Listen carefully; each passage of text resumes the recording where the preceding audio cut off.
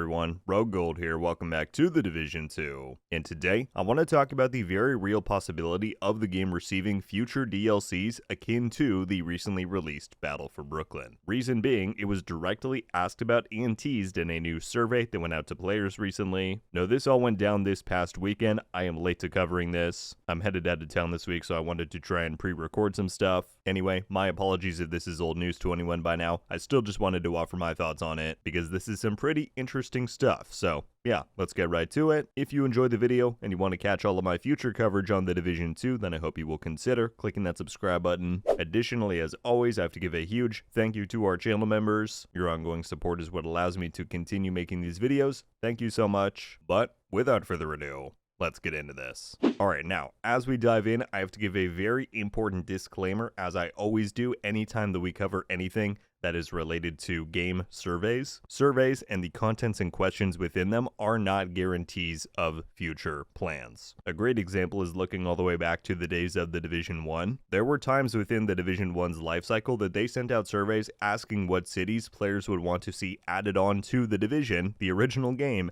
as DLCs or expansions. And as we pretty obviously know, that never happened. They were working on the Division 2 pretty soon after the first game launched. So the point is, developers and their research departments will send out a million different surveys with a million different possibilities, all to weigh their various options and the popularity of those options. Now, that said, asking about something in a survey still implies that it is being considered, at least to a degree, and that is really what I want to focus on here in this video. So, as I mentioned in the intro, this past weekend a survey was sent out to some players. Be sure to check your emails if you're curious and you didn't see one yet. I got this link directly sent to me so I could check it out. Now, upon opening it, it makes it pretty clear that this is a survey focused around getting feedback specifically for the Battle for Brooklyn DLC. It begins with some pretty simple questions about stuff like how much playtime have you logged in the DLC, what content did you complete there, what were your biggest likes, dislikes, etc. All the standard stuff. The first pretty interesting question that came up, I thought, is one that asks if you agree with the following statement. It is a good addition to the game and the past expansion, Warlords of New York. It's a little bit oddly phrased, but what it's asking is, does Battle for Brooklyn feel like a cohesive and natural add-on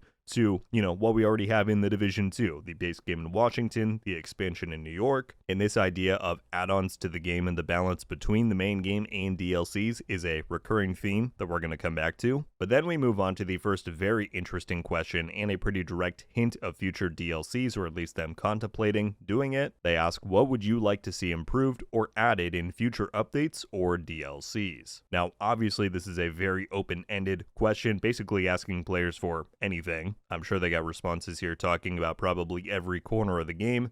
Kenley College, gear systems, PvP, you name it. I think my response was that I stressed my desire for more replayability of DLC content specifically, so that it's not quite as one and done as Brooklyn was. But yeah, stepping back for a moment, they say it right there. If we were to get future DLCs, what would you want to see?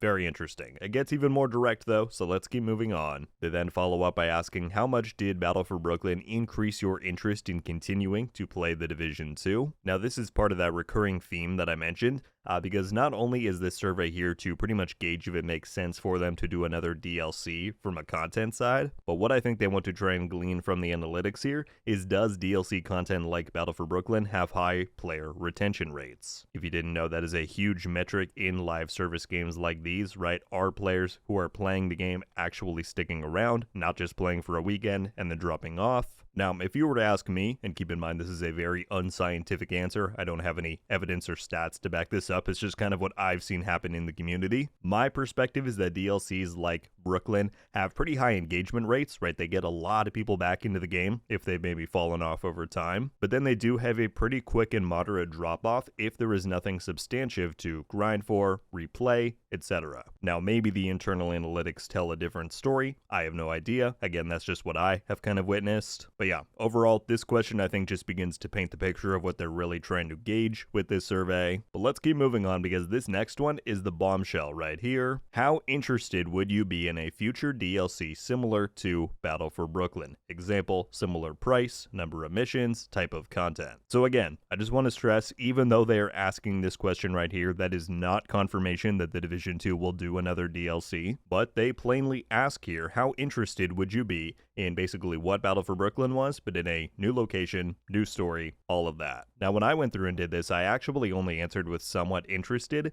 because while I thoroughly enjoyed Battle for Brooklyn, as you all know, and I think beyond the content itself, it did great things in terms of exposure for the game in 2025. The kind of underlying theme of the video here is something I keep bringing up. The DLC did have very low replayability, and while it was fun, it took tons of dev time and resources. It resulted in a pretty huge content drought for the live game between, late 2023 when we got the incursion and mid 2025 when this finally released. And so look, if there were a perfect world where they could snap their fingers and make another DLC just like that, then awesome, I would love another one. But if making another DLC meant another year and a half, 2 years of very little content in between, I would honestly rather that they focus on other things. However, the questions didn't stop there though, because they took it one step further by asking which locations or areas would you like to explore in a future Division 2 DLC. Now, of course, this is the fun question. Everybody has their preferences for where they would like to see the story in game go. I answered by saying that any lore established place would be pretty cool. I think I mentioned the Alaskan Black Tusk bunkers that we've heard about in the Descent comms, getting to see one of the Shade Cores in the Midwest that we learned about from the Crossroads novels, even stuff like the New Mexico Black Tusk base from the Hunted novel. But yeah, this question shows that they're not only gauging interest in another DLC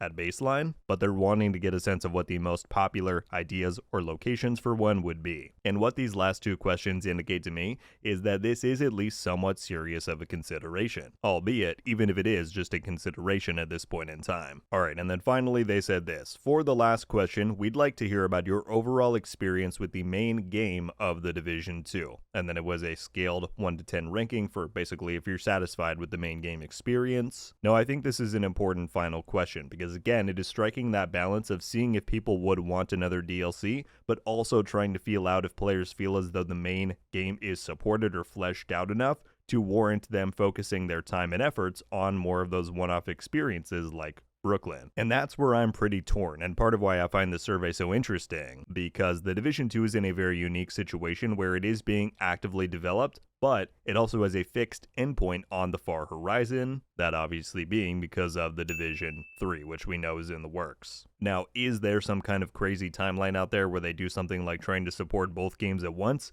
Maybe they make the Division 3 slightly a different genre, so they're not quite competing with each other? Maybe. I think that's a bit too theory-divey for this video. The generally accepted reality at this point is that the Division 2 is not going to last forever, and so it is very interesting that they seem to be at least pretty seriously contemplating doing another DLC, because like I mentioned before, unless they have somehow secured way more resources to significantly speed up the development time on one, making another DLC at this point in time would likely take us pretty darn close to the Division 3's release territory. And look, maybe that's the point. Perhaps the metrics and research that they have internally indicates that doing another DLC would be the best way to retain and engage the player base, right, to keep them interested until the Division 3, which I have to imagine at this point is one of Massive and Ubisoft's biggest goals with the Division brand. However, that would kind of surprise me, right, because the road to Battle for Brooklyn, it was a long one, and it got pretty rocky there with the lapse in content that I was talking about. And so yeah, more than anything, this survey just surprised me,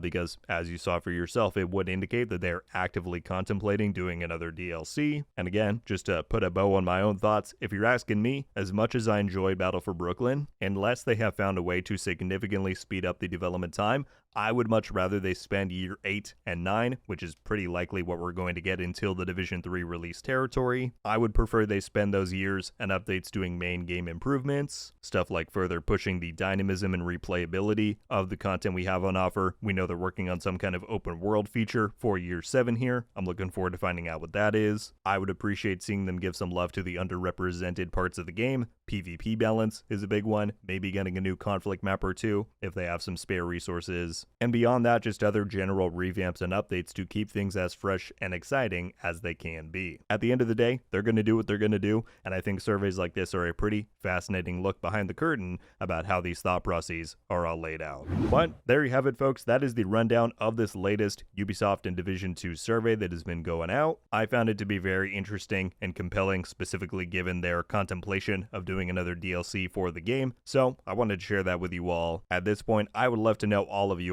thoughts? How do you interpret the questions in the survey that we went over? Do you see the kind of split between the main game and DLC questions and comparisons that they're making here? At least the ones that I thought I saw. But more broadly, what do you think the Division 2 will do moving forward? Do you think they'll actually make another DLC? Do you think they're going to focus on main game updates instead? Let me know. Would love to hear it. That is going to do it for me today, though, everybody. Thank you all so much for watching. I'll catch you in the next one. Until then, RogueGold.